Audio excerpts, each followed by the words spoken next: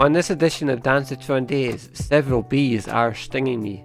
It's Studio Series 19 Bumblebee and Studio Series 20 Bumblebee, plus some little tape friends who are along for the ride. It's gonna be great.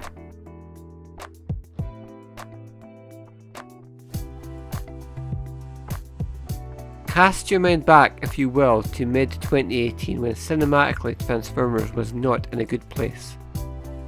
We were about a year removed from the 5th live-action movie, The Last Night, and any goodwill that Michael Bay had in the beginning was long gone. I don't know about you, but I just didn't care anymore about the movies. And then at the end of the year we got Bumblebee, and it was a revelation. It really captured the magic of Transformers in my opinion. I could see in it what was appealing to me as a kid when I first got into this series. That idea that any vehicle that you see on the street, or your dad's car, or even a little camera or cassette recorder could secretly be an Autobot or a Decepticon. And more than that, it felt like the first Transformers movie that was a genuinely great movie. I mean, I love the 86 movie dearly, but I'm not blind to its failings. I'm going to come back to that in another video later this year. But yeah, coming out of the cinema after watching Bumblebee, I was absolutely buzzing, if you'll forgive the pun. I just wanted to tell everyone the good news. Toledo, it's good! It's good! It's good! It's good! That, and I immediately wanted to go to Smith's and buy a bunch of Transformers. Except they didn't actually have a great selection of Bumblebee toys at the time. I think I left with my first couple of BotBots instead. And in fact, I never did get any actual toys of Bumblebee from the Bumblebee movie, until this past Christmas when I treated myself to the Retro Pop Highway Studio Series 20 set. This was a double whammy for me because not only did I finally get to add a bee based on his depiction in the 2018 movie to my collection, but also he comes with some G1 style mini cassettes, and this is where I'm going to struggle to keep the names right. Uriad, who's exactly the same as Dairu but transparent and with the colours flipped, and Zauru, who's Uruaz but in Zauru's original colours. Are all these obscure Japanese G1 cassette characters and repaints that no one has any connection to doing anything for you? At this point I'd like to remind you it's been more than 35 years and I'm still waiting for my X-Round toy, Hasbro. Okay, that's not fair. I'm quite happy to put money down for as many old mini cassette designs as Hasbro is willing to put out. Even if it's a pain trying to keep track of which tape is which. In fact, I like this set so much that I almost immediately decided, well, now I need the other set to get the other two cassettes and Camaro Bumblebee. Went back to the seller who had sold me Studio Series 20, ordered Studio Series 19, and they sent me Studio Series 20 again. So briefly, I was the owner of two Beetles, Lennon and McCartney if you will. But eventually that got ironed out and I managed to secure myself the actual Studio Series 19 Camaro Bumblebee, of course. And he's accompanied this time by two more cassettes, the actual Dairu and Uruaz, who's Uruaz in Uruaz's colours. Yeah, in retrospect this would have made a lot more sense if I didn't produce these two tapes first.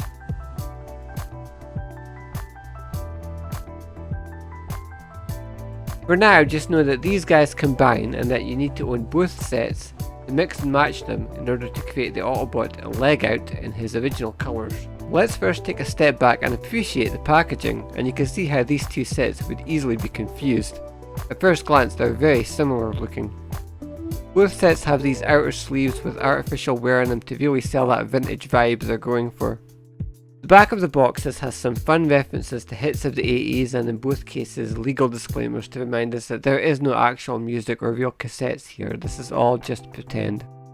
Pull off the outer sleeves and inside both boxes have this very unique cassette themed packaging that showcases the vehicle modes. Underneath each bee there's a door that can be flipped down to reveal his weapons, plus the two cassettes included. Transformers has a long history of great package design, but rarely is it as fun and intricately thought out as it is here. Do you feel like a gold bug? Haha, well that's who you won't be because Bumblebee's far more marketable. Actually both of these are gold repaints of previous toys. The Camaro Bumblebee mold in yellow was released as Studio Series number 1 and uses the Premier Edition bee from The Last Night as a base. The yellow VW Beetle was the 18th Studio Series Spig. And having long since lost interest in the movies, this is actually my first dalliance with Studio Series toys. I was taken aback at how tiny both of these guys are compared to some of the deluxe Bees of a decade or so earlier. I have to say though that both are exquisitely detailed, the Beetle in particular. It's been a good few years now since Volkswagen re-evaluated their no war toy stance, beginning with MP21, but the novelty hasn't worn off for me yet. I still enjoy seeing one of the most familiar and iconic vehicles from G1 getting revisited. Pick either car up and you'll find it conceals a friendly robot. Transformation of both is your standard process of unfolding and unravelling. I would caution you though to try and memorise how the legs fold up, especially on the Camaro, because getting them back into their respective vehicle modes will be a much more fun and fluid experience if you do. Much like with the car forms, both look great, but again my natural inclination is to prefer the VW incarnation.